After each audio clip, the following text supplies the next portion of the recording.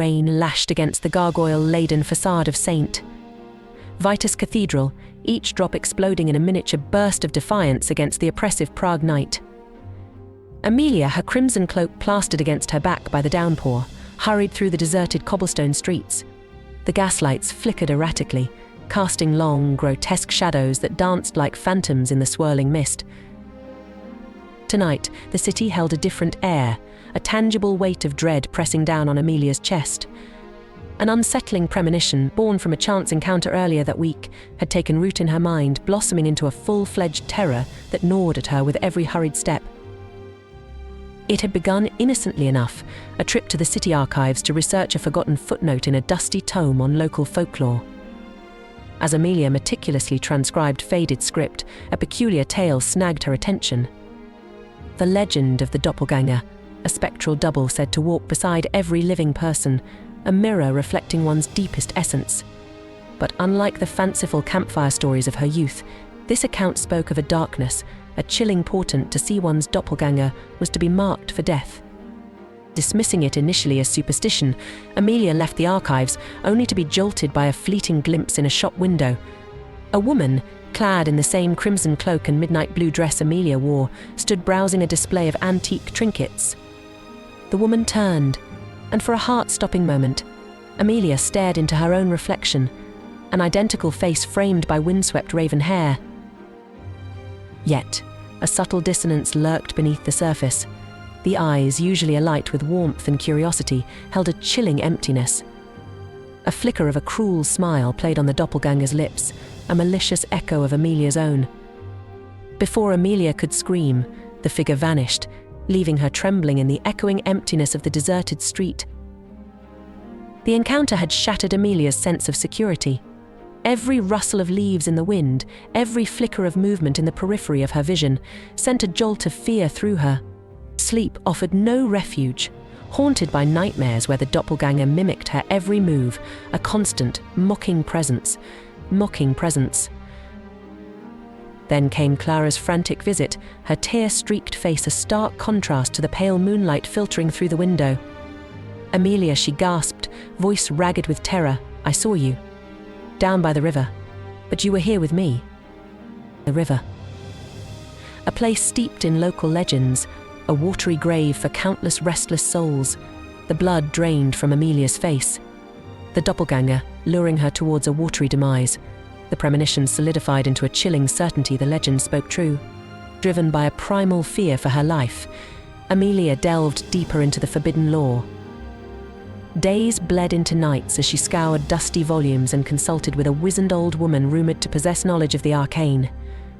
She unearthed whispers of a desperate ritual, a dangerous dance with the unseen world, a last-ditch attempt to sever the connection with her spectral twin. But the warnings were dire. Performing the ritual incorrectly could have catastrophic consequences, trapping Amelia's soul and freeing the doppelganger to wreak havoc in the living world. The weight of the decision pressed down on her, a suffocating cloak heavier than the one clinging to her shivering form.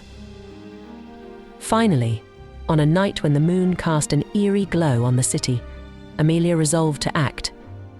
With trembling hands, she gathered the necessary items: a hand-mirrored silver compact passed down through generations, a vial of moonlit water collected at the stroke of midnight, and a sprig of rosemary, a symbol of remembrance and protection against the darkness. The air crackled with nervous energy as Amelia stood in the center of a chalk-drawn circle scrawled on the worn floorboards of her apartment.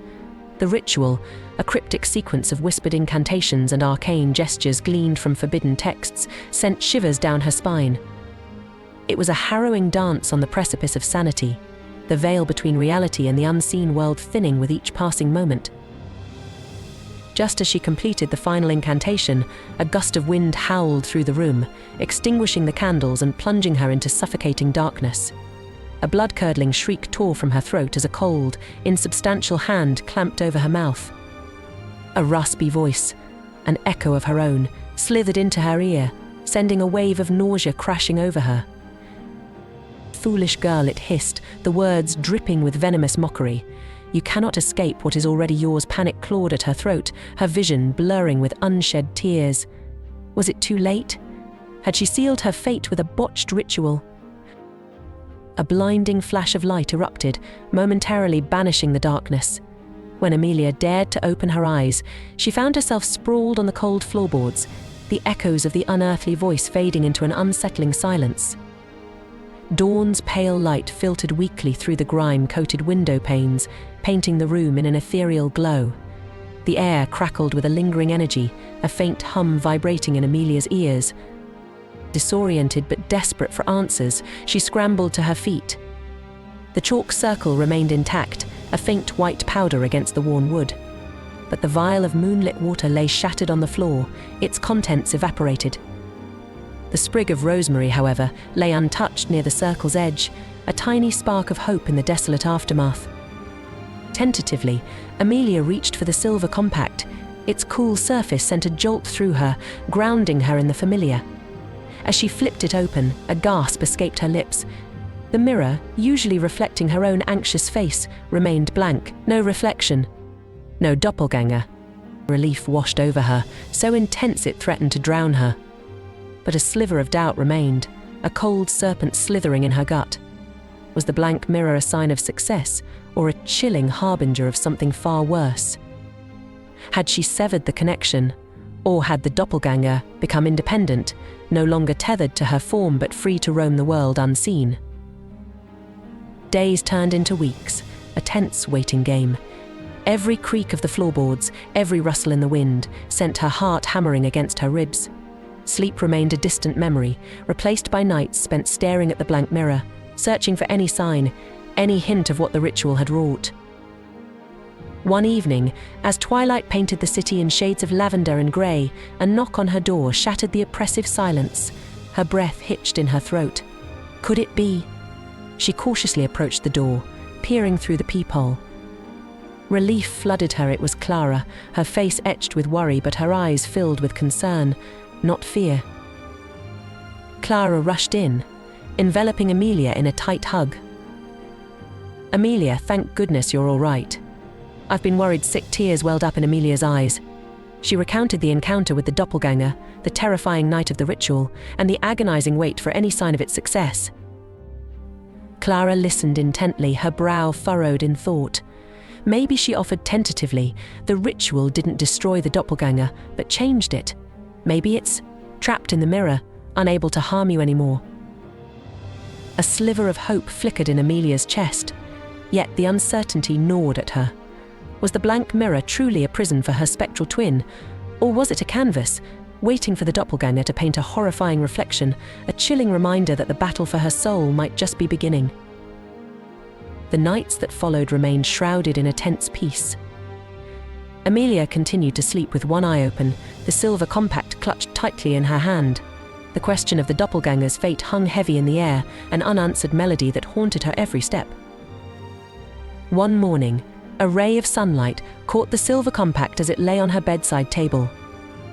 A glint, almost imperceptible at first, snagged her attention. Her heart lurched as she leaned closer. On the surface of the mirror, a faint inscription had appeared, etched in an otherworldly script, a chilling message, a promise, or perhaps a threat, that sent a fresh wave of terror coursing through Amelia's veins. "We are not done."